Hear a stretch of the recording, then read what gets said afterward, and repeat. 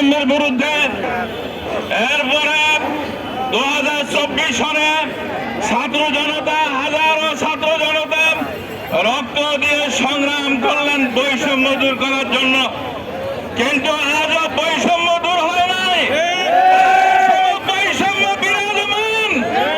আমরা গতকাল যখন আন্দোলনে ছিলাম, তখন প্রথমে যখন জল কামান দেখলাম, তখনই মনে হলো এই শিক্ষা উপদেষ্টা, এই স্বরাষ্ট্র উপদেষ্টার কোন ষড়যন্ত্র আছে।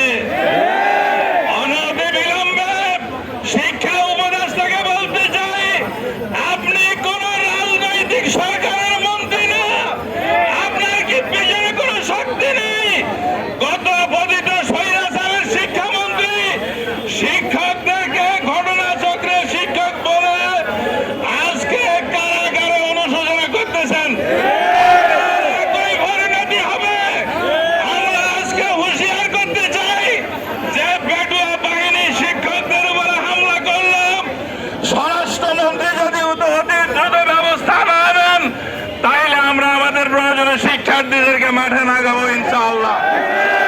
লক্ষ্মীপুরের কথা বলি, লক্ষ্মীপুরের 5টা উপজেলায় আজকে সকল শিক্ষা প্রতিষ্ঠান বন্ধ আছে।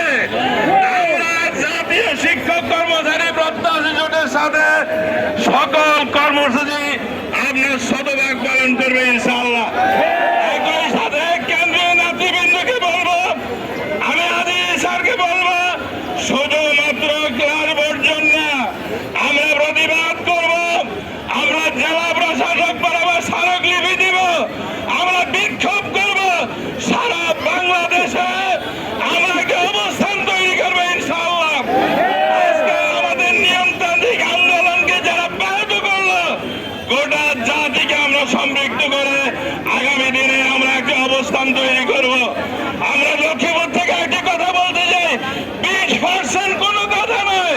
যেহেতু শিক্ষকদের উপরে আঘাত হয়েছে, শতভাগ উৎসব ভাতা, সরকারি বিধিমূলক বাড়ি ভাড়া সহ আমাদের একটাই দাবি, জাতীয়করণ।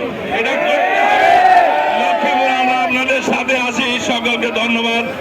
দুঃখ পেয়েছে আমার সদস্য সচিব কান্না করেছে, তার সহকর্মীর গায়ে যেভাবে রক্তাক্ত করেছে, আমরা সেটা মেনে নিতে পারি না, কোনোভাবে মেনে নিতে পারি না।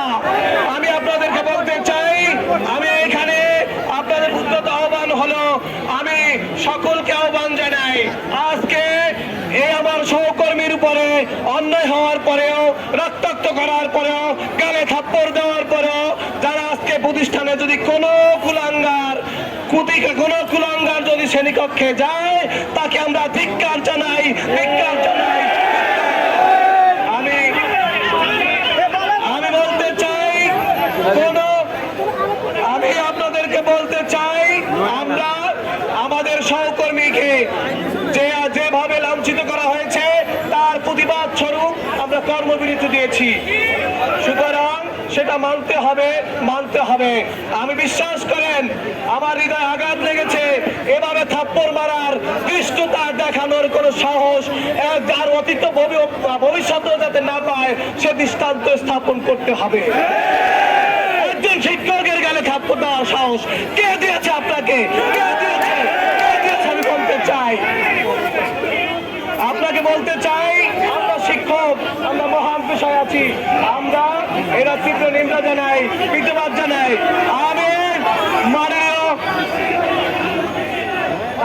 আমি মাননীয় স্বরাষ্ট্র উপদেষ্টাকে আহ্বান জানাই, জাতীয় প্রত্যাশী জোটের পক্ষ থেকে আপনি অতি দ্রুততম সময়ের মধ্যে এই শিক্ষকের গালে থাপ্পড় দেওয়া সেই পুলিশ অফিসারকে, তাকে আইনের আওতায় এনে দ্রুততম সময়ে বিচারের আওতায় আনেন।